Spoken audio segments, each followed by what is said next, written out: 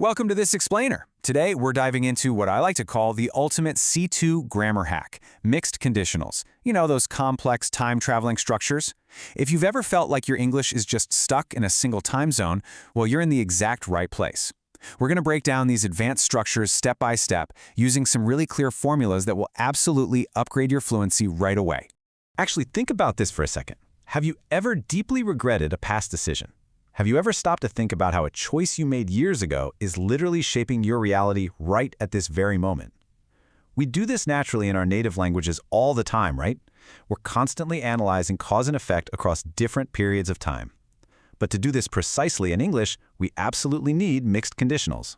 So here's our quick roadmap for today's explainer. We'll kick things off with the time travel dilemma, do a quick review of the basic building blocks, and then explore how the past changes the present. After that, we'll flip the script entirely to see how the present can change the past. Finally, we'll cover a few common errors and get into some actual speaking practice. Let's get into it. Starting right off with the time travel dilemma, and honestly, why basic conditionals just don't cut it for real-world conversations. But before we time travel, let's quickly review the basics, your core grammar building blocks. Here's the thing. Basic conditionals kind of trap us in a single time frame. But real life? Real life requires us to bridge the gap between yesterday and today. So here are the two structures we use to do exactly that. First, we've got the second conditional. If plus past simple, then would plus the base verb. We use this one for present or future hypotheticals, like if I were rich, I would travel. Then we have the third conditional. If plus past perfect, then would have plus the past participle.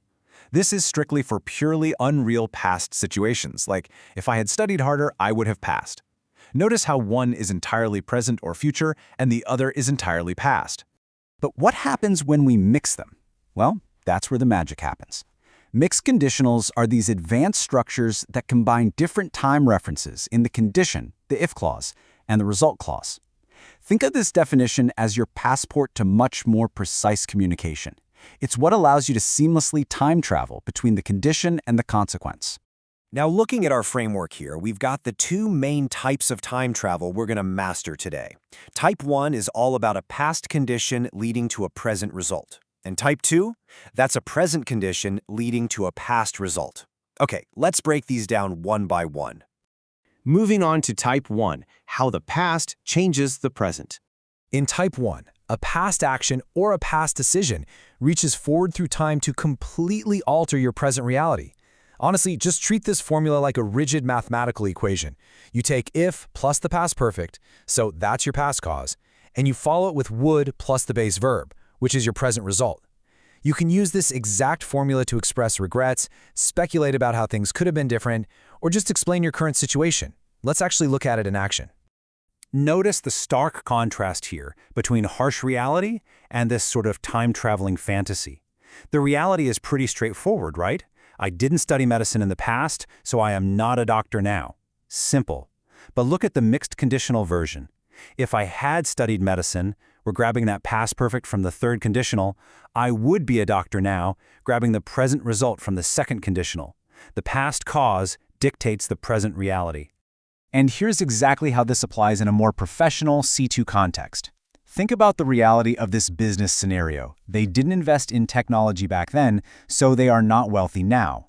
When we apply our Type 1 formula, we get, if they had invested in technology companies, they would be wealthy now.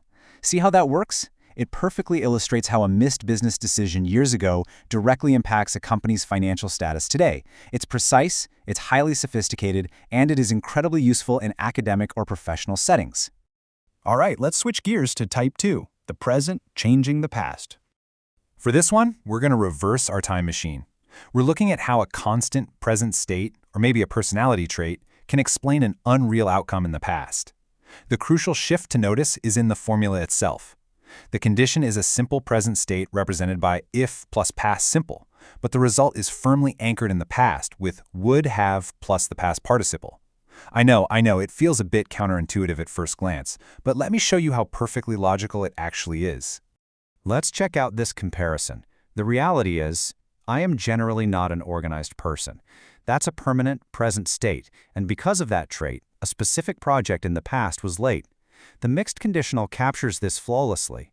If I were more organized, which changes my permanent present state, I would have finished the project on time, which changes the past result. So we're seeing an ongoing personality trait causing a specific failure in a past timeline. Make sense? Here's another great workplace example. The reality is, he doesn't speak French right now.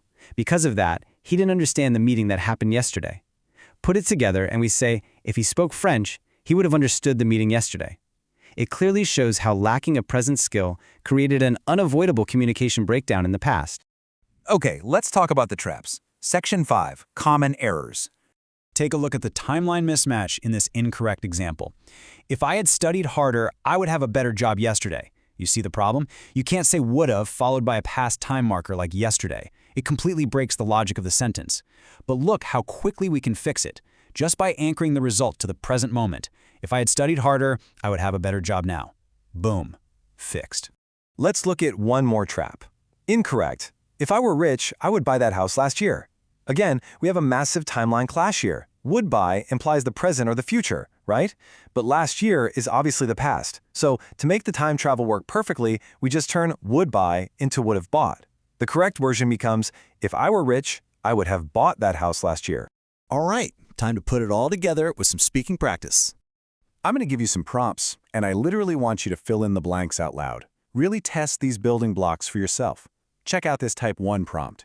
If I had listened to my parents, I blank now. Focus on a past condition that creates a present result. You might say something like, I would have more money now, or maybe, I would be happier now.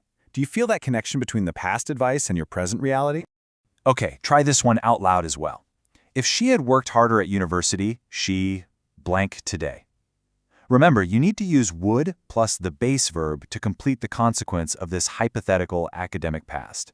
Maybe you'd say, she would have a better job today, or she would be a manager today. Just say it out loud so it feels natural. To wrap things up, I want to leave you with this final, somewhat provocative thought to practice your new C2 skills. If you had chosen a different university, what would your life be like now? Think about it. Think about how entirely different your own life might be today based on just one major past decision. Try explaining it out loud to yourself using these mixed conditionals.